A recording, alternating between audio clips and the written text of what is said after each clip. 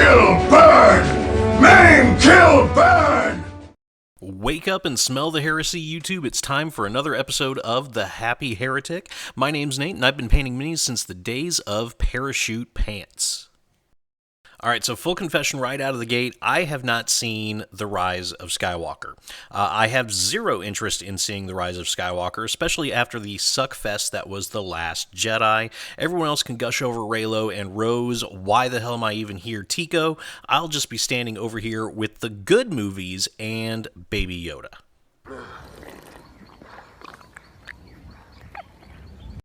Now, with that out of the way, I do have to say that I did notice one thing from The Rise of Skywalker that looked pretty freaking cool, and that was the Sith Troopers. Now, believe it or not, I actually liked how The Force Awakens took stormtroopers from being walking armored punchlines that could be easily taken down by demonic teddy bears with sticks to badass killing machines that were feared throughout the galaxy. The First Order stormtroopers were elite fighters, and the Sith Troopers were supposed to be the best of the best. So naturally, I had to try painting up one of my Star Wars Legion's stormtroopers the exact same way. Now, the first step in the process, of course, was to prime this bad boy with some Rust-Oleum 2X black spray paint. After that was dry, I took my dollar store makeup brush and gave him a heavy dry brush of some Army Painter Plate Mail Silver. But Nate, I thought Sith Troopers were red. Why are you painting him silver? Notice that, did you? Well, there's actually a very good reason why, but you'll just have to keep watching to find out the answer. By the way, if you're enjoying this content, don't forget to like the video and subscribe to my channel. Both of those things will help feed the voracious YouTube algorithm and help grow my channel. Hell, even a dislike helps out the channel immensely as well. Also, don't forget to ring that bell so you'll be notified whenever I upload a new video. Once the dry brushing was done, I watered down some Blood Angels Red contrast paint with some Lamian Medium in a 2-to-1 ratio and slapped it on the Mini. I applied one thin coat at first and made sure to pay attention to any weird pooling effects. Now, luckily the Lamian Medium seemed to help prevent a lot of this, and there wasn't a whole lot of touch-up work that I had to do at this step. I let the first coat dry and applied another thin coat of my Blood Angels Red mix. This ended up creating a nice cherry red metallic color while at the same time appeasing the god of two thin coats, Duncan Rhodes, blessed be his name.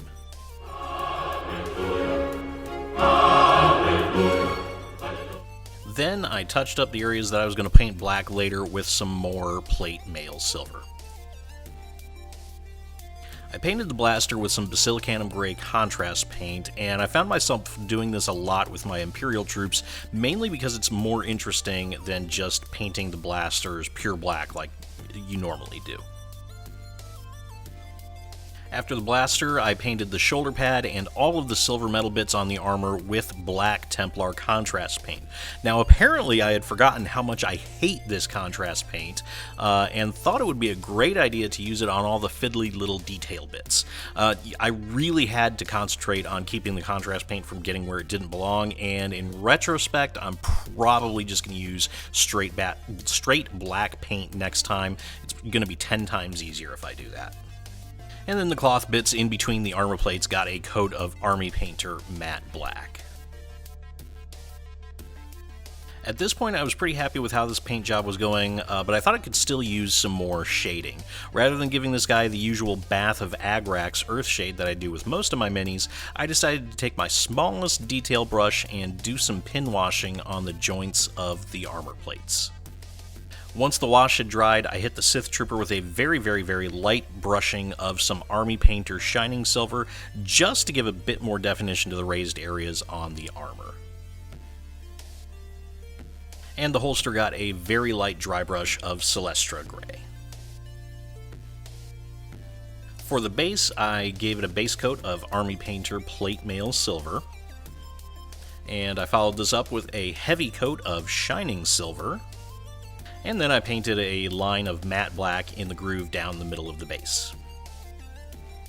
The armor plates got a coat of Army Painter Gloss Varnish to make it look nice and shiny, and this also deepened the red color just a bit as well. And then the cloth areas got a coat of Citadel Storm Shield Varnish. And finally, I gave the base its own coat of gloss varnish.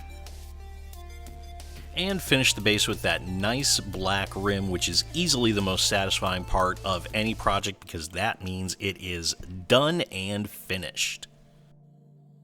And there we have it, my interpretation of a Sith Trooper from the Rise of Skywalker. Sort of. Now, I actually really liked how this guy turned out, and I'm planning on painting the rest of my stormtroopers up the exact same way. In fact, I'm thinking I might have to do an entire army of Sith Troopers led by none other than Emperor Palpatine himself. I think that would look pretty badass on the tabletop, but let me know what you think about all of this in the comments section below. Do you think a Sith Trooper army is a worthy project, or do you think I should try something else? Also, don't forget to like the video and subscribe to my channel for more awesome painting content, and I will see you all next time.